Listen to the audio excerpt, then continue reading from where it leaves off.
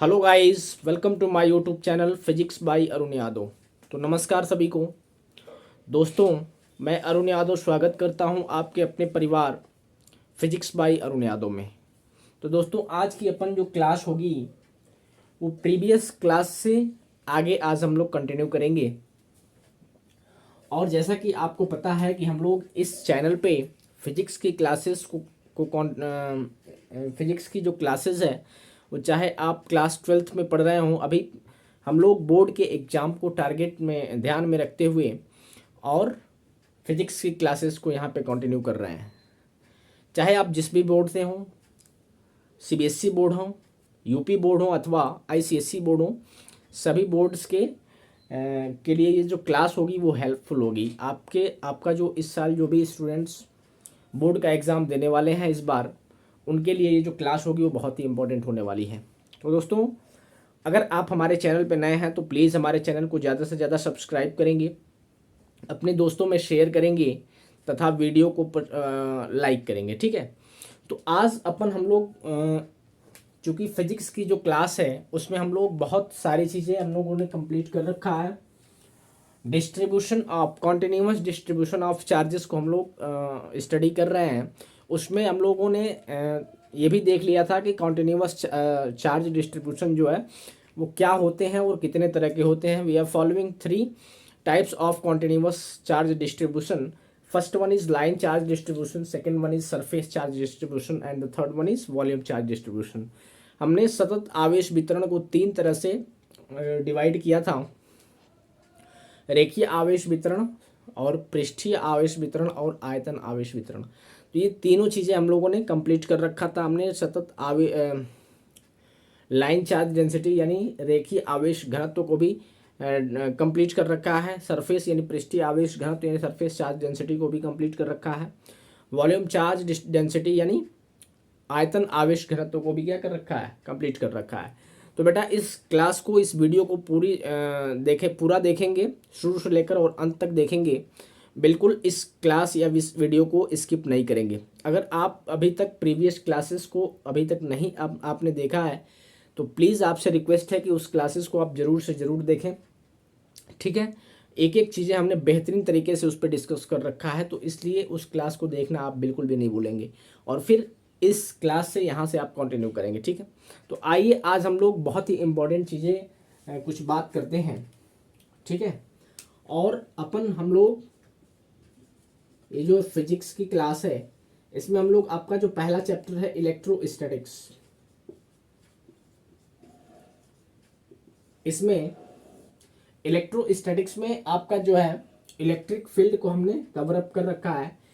थोड़ा सा आपका बचा हुआ है इस केस में, इस चैप्टर में, और उसमें हम लोग डिस्कस करने वाले हैं आज के सेशन में। आज पूरा कंप्लीट हो जाएगा इलेक्ट्रिक फील्ड जो आपका पहला चैप्टर है। ठीक है। तो चलिए शुरू करते हैं। इससे पहले अगर आप चैनल पर नए हैं तो प्लीज़ सब्सक्राइब करना नहीं भूलेंगे, चैनल को शेयर करना नहीं भूलेंगे अपने दोस्तों में, और लाइक करना नहीं भूलेंगे। ठीक है। तो शुरू से लेकर और अंत तक इस क्लास को आप देखेंगे। चलिए, तो हेडिंग बनाएंगे आप electrostatic force, electrostatics force due to line charge distribution. ये बहुत ही इंपॉर्टेंट है बेटा आपके एग्जाम्स के पर्सपेक्टिव से। ठीक है। तो हिंदी में आप लोग लिखेंगे बेटा, हिंदी मीडियम वाले बच्चे, रेखीय आवेश वितरण के कारण, रेखीय आवेश वितरण के कारण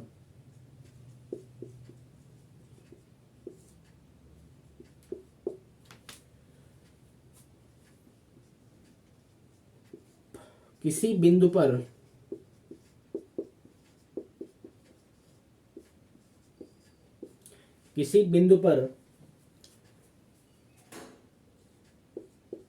वैद्युत बल। ठीक है। तो ये आपका हेडिंग है। ठीक है ना।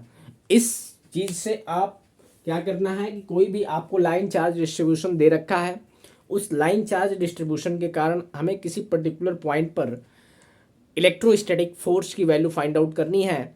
अगर उस पॉइंट पर हमने कोई भी टेस्ट चार्ज रखा है तो उस टेस्ट चार्ज पर लाइन चार्ज डिस्ट्रीब्यूशन के कारण कितना इलेक्ट्रोस्टैटिक फोर्स लगेगा। ठीक है, तो जैसे मान लीजिए कि यह एक कोई वायर है और इस वायर पे पॉजिटिव चार्जेस का डिस्ट्रीब्यूशन है, यानी कॉन्टिन्यूअस चार्ज डिस्ट्रीब्यूशन है, चाहे वो पॉजिटिव हो अदरवाइज नेगेटिव हो। तो इस वायर के कारण हमें, हालांकि इस वायर में अगर चार्जेस का डिस्ट्रीब्यूशन है तो किसी पर्टिकुलर पॉइंट पे अगर आपने कोई भी चार्जेस को प्लेस कर रखा है तो उन दोनों के बीच में इलेक्ट्रोस्टैटिक फोर्स लगेगा, किसी भी नेचर का हो उससे मुझे नहीं मतलब है। बट आप जानते हैं अकॉर्डिंग टू कूलम्ब्स लॉ कि if we have given two charges then electrostatic force is acting between the charges, either electrostatic force is in repulsive nature otherwise attractive nature। ठीक है, तो चलिए हम यहाँ पे एक क्या करते हैं, कोई वायर लेते हैं, इस पर हमने पॉजिटिव चार्ज का डिस्ट्रीब्यूशन कर रखा है। कॉन्टिन्यूअस चार्ज डिस्ट्रीब्यूशन आपको पता है, हमने बता रखा है प्रीवियस क्लास में, तो इसलिए आप प्रीवियस क्लास को बिल्कुल भी इग्नोर नहीं कर सकते हैं। ठीक है, अगर अभी तक आपने प्रीवियस क्लास को नहीं देखा है तो प्लीज़ उस क्लास को ज़रूर देखें, तभी आपको यहाँ से समझ में आने वाला है, क्योंकि एक चीज़ें एक दूसरे से रिलेटेड होती हैं, इसलिए सभी चीज़ें का एक सिस्टम होता है कि किस चीज़ को कैसे हम लोगों को क्या करना है, पढ़ना है। मान लेते हैं ये पॉइंट P है, this is point P and this is any general point. I hope कि ये आप हेडिंग बिल्कुल बना चुके होंगे। ठीक है ना, इसको थोड़ा सा हम क्या करते हैं, रिमूव करते हैं। ठीक, तो चलिए इस चीज़ को थोड़ा सा हम हटाते हैं। नोट्स बिल्कुल बनाएंगे क्योंकि बहुत ही इम्पॉर्टेंट है, ये सारी चीज़ें एक एक चीज़ें नोट डाउन करेंगे। ठीक है, यहाँ तक आपको प्रॉपर दिख रहा है? चलिए ठीक, कोई दिक्कत वाली बात नहीं है, तो आपको बिल्कुल भी परेशान होने की कोई भी ज़रूरत नहीं है। चलिए, तो मान लेते हैं ये कोई पॉइंट P है और इस पॉइंट P पर कोई, ये मान लेते हैं कि इस पर जो चार्जेस का डिस्ट्रीब्यूशन है वो Q है, एंड यहाँ पे हमने मान लिया कि Q0 कोई टेस्ट चार्ज है, इसको यहाँ पे पॉइंट P पर प्लेस किया गया है। इस पर कोई भी पॉइंट आप मान लेंगे, इससे इस पॉइंट, इस जो वायर है, वायर से इस पॉइंट P की जो डिस्टेंस है अपने पास, वो बेटा स्मॉल r है। ठीक है, अब इस आपको continuous charge distribution along the wire, length of the wire, इसके कारण हमें इस पॉइंट P पर इलेक्ट्रोस्टैटिक फोर्स की वैल्यू फाइंड आउट करनी है। ठीक है, मान लेते हैं बेटा इस जो वायर है इसकी लीनियर चार्ज डेंसिटी जो है वो लैम्डा है, क्योंकि आप जानते हैं लीनियर चार्ज डेंसिटी क्या होता है कि amount of charges present in unit length of any wire, that means lambda is equals to Q upon L होता है। तो ये सारी चीज़ें हमने प्रीवियस क्लास में डिस्कस कर रखा है, तो इस चीज़ को थोड़ा सा हम यहाँ पे क्या करेंगे, इग्नोर करेंगे, क्योंकि प्रीवियस क्लास में बिल्कुल डिटेल में हमने डिस्कस कर रखा है। तो मान लेते हैं कि इस वायर का जो लीनियर चार्ज डेंसिटी है वो लेमडा है और इस वायर पर जो चार्जेस का डिस्ट्रीब्यूशन है वो Q है। इस वायर से हमने R डिस्टेंस पर कोई पॉइंट P माना है और इस पॉइंट पर हमने एक टेस्ट चार्ज Q0 को प्लेस किया है और इसी पॉइंट पर, इसके कारण इस टेस्ट चार्ज पर हमें इलेक्ट्रोस्टैटिक फोर्स की वैल्यू फाइंड आउट करनी है। ठीक है, तो फॉर दिस पर्पज, इसके लिए हमें, क्योंकि आप जानते हैं कि कूलम्ब्स लॉ तभी एप्लीकेबल होगा जब अपने पास दो point charges, because point Coulomb's law of electrostatics is only valid for point charges which are at rest, यानी पॉइंट चार्ज के लिए वैलिड होता है जो रेस्ट पे होते हैं। हमने पॉइंट चार्ज वगैरह सब कुछ डिटेल में डिस्कस कर रखा है, तो प्लीज़ उस चीज़ को आप जाकर क्या करेंगे, देख लेंगे। तो इसके लिए हमने इस लेंथ के अकॉर्डिंग, लेंथ के अलोंग हमने एक छोटा सा, बिल्कुल स्मॉल लेंथ का कोई एक छोटा सा सेगमेंट हमने क्या कर रखा है, मानेंगे। मान लेते हैं बेटा कि इस छोटा सा सेगमेंट का जो लेंथ है बेटा वो डीएल लेंथ का कोई छोटा सा सेगमेंट है, और डीएल लेंथ में इस छोटे से सेगमेंट में जो चार्जेस प्रेजेंट है, जो कि ओवर होल लेंथ में अगर चार्जेस की बात करेंगे तो अपने पास क्यू है, लेकिन छोटा सा ये स्ट्रिप है, इस स्ट्रिप में हमने माना कि इस क्यू अमाउंट चार्ज का छोटा सा एक चार्ज का अमाउंट है, और वो कितना है अपने पास डी क्यू है। ठीक है, तो इस केस को हम लोग ऐसे डिस्कस करेंगे। अगर तो इलेक्ट्रोस्टैटिक फोर्स लिखेंगे, electrostatic force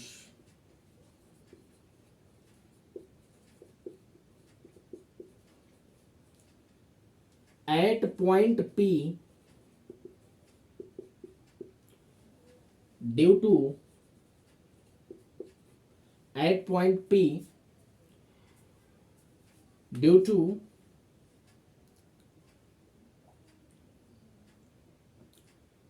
a wire having length, मान लेते हैं कैपिटल, पूरी जो लेंथ है इस वायर की वो स्मॉल एल मान लेते हैं। ठीक है, तो इस छोटे से स्मॉल एल का जो छोटा सा सेगमेंट है, इसकी लेंथ अपने पास कितना हमने मान रखा है, डीएल मान रखा है। ठीक, तो हैविंग लेंथ एल। अब आप जानते हैं कि if we have given 2 point charges then electro which are placed at a certain distance small r apart from each other, then electrostatic force acting between them is nothing but this is equals to F बराबर 1/4 pi epsilon naught, this is q है।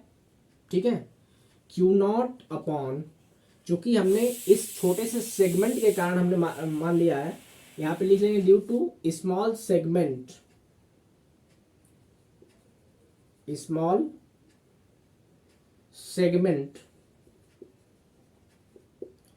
Having length, यहां पे लिख लेंगे having length DL.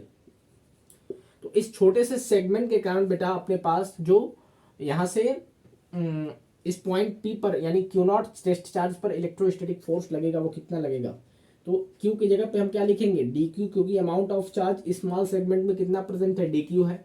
तो D Q Q not upon distance between them का square यानी are square. ठीक है, इसको आप इक्वेशन नंबर फर्स्ट मान लेंगे, क्योंकि हम स्केलर नोटेशन अभी लेकर चल रहे हैं, बाद में इसको वेक्टर में हम रिप्रेजेंट कर सकते हैं। तो इसके लिए अगर बात करेंगे तो पूरे होल वायर के लिए अगर बात करेंगे तो लेमडा जो होगा, ठीक है, लेमडा वो कितना हो जाएगा बेटा अपने पास, क्यू अपॉन एल होगा, ये तो जानते हैं हमने बता रखा है। लेकिन इस छोटे से सेगमेंट के कारण बेटा अगर निकालेंगे तो लेमडा कितना हो जाएगा, लेमडा जो हो जाएगा वो D Q upon D L होगा, क्योंकि D Q upon D L की डी क्यू क्या है, इस छोटे से सेगमेंट में अमाउंट ऑफ चार्ज है, और इस छोटे से सेगमेंट की जो लंबाई है बेटा अपने पास वो कितनी है, डीएल है। ठीक है, अब इसकी वैल्यू अगर इसको मान लेते हैं हम इक्वेशन नंबर 2, यहां से अगर हम बात करेंगे तो डी क्यू की वैल्यू निकालोगे तो क्या हो जाएगा, लेमडा डीएल हो जाएगा, तो इसको इक्वेशन नंबर आप मान सकते हैं 3। ठीक है, तो है D Q is equals to lambda into DL. चलिए अब थोड़ा सा बात करते हैं आगे, पुटिंग, इसको हम बेटा रिमूव करते हैं, आई होप आपने नोट कर लिया होगा। तो इसको हम थोड़ा सा क्या करते हैं, रिमूव करते हैं, हटाते हैं। चलिए इसको भी हटा देंगे क्योंकि इसका तो कोई काम है नहीं। अब आप बताएंगे डी क्यू की वैल्यू इस समीकरण नंबर 1 में रखेंगे तो क्या हो जाएगा, putting value of D Q, putting value of dq in equation dq from equation 3 in equation what 1 we get, समीकरण 3 से dq का मान समीकरण 1 में रखने पर तो अपने पास f बराबर जो हो जाएगा वो कितना हो जाएगा, ऊपर लिख देते हैं, f बराबर हो जाएगा 1/4 pi epsilon not, D Q की वैल्यू कितनी है, लेमडा डीएल है, तो लेमडा डीएल, चूंकि डीएफ, थोड़ा सा एक चीज और ध्यान रखेंगे क्योंकि स्मॉल सेगमेंट के कारण हम इस पॉइंट पर निकाल रहे हैं, तो बेटा इसमें यहाँ पे डी एफ लेंगे। डी एफ क्या है कि डी एफ जो है वो बहुत ही स्मॉल अमाउंट ऑफ फोर्स है इस छोटे से सेगमेंट के कारण इस पॉइंट पर, तो इसलिए हम थोड़ा सा यहाँ पे करेक्शन कर लेंगे, आप डी एफ लेंगे, ठीक है। तो डी एफ, तो इसको हम थोड़ा सा हटाते हैं, तो डी एफ की वैल्यू इतनी आ गई। अब चूंकि पूरे होल वायर के कारण हमें इस पॉइंट पी पर इलेक्ट्रोस्टैटिक फोर्स की वैल्यू फाइंड आउट करनी है, तो एफ की जो वैल्यू होगी बेटा अपने पास वो कितना हो जाएगी, D F integration D F के बराबर होगी। कहाँ से कहाँ तक, 0 से लेकर एल तक, क्योंकि एल टोटल लेंथ है, ठीक है ना। तो पूरे वायर के कारण हमें इस पॉइंट पी पर निकालना है। तो हालांकि पूरे वायर के कारण ये तो पॉइंट चार्ज होगा नहीं, इसलिए यहाँ पे हम लोग कूलम्ब्स लॉ को अप्लाई नहीं कर पाएंगे, इसलिए हम छोटा सा सेगमेंट मानकर और इस चीज़ को हम फाइंड आउट करने का प्रयास करेंगे, ठीक है। तो चलिए, तो F बराबर integration line integration 0 to L df। अब df का मान यहाँ से रखेंगे तो क्या हो जाएगा, df बराबर F बराबर हो जाएगा line integration 0 to L 1/4 pi epsilon naught dq q naught upon r square, ठीक है, ये अपने पास होगा। चलिए, अब यहां से अगर हम बात करेंगे तो इसको थोड़ा सा हम इरेज करते हैं,